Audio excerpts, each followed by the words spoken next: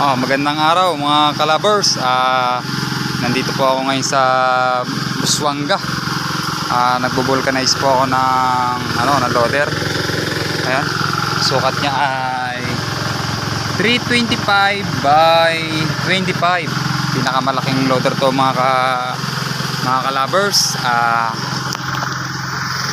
Pasensya na po kayo. Ngayon lang po ulit ako nakapag-vlog. Sana po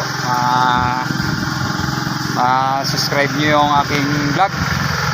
Salamat po sa aking mga viewers na kumahanga sa akin, na nanonood. Maraming salamat sa inyo. I love you mga kalabers.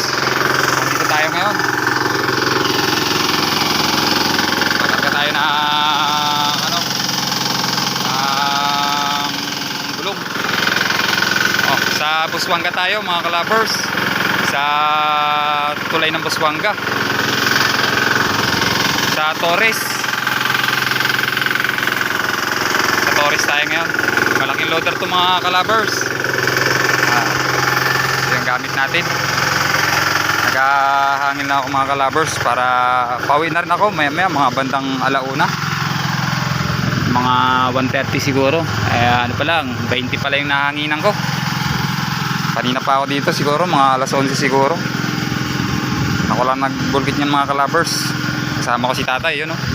Nanunungkit na ng mangga si tatay. Pauwi na kami maya. Pang ano daw ni tatay, pampulutan. Kadami niya na nakuha, oh.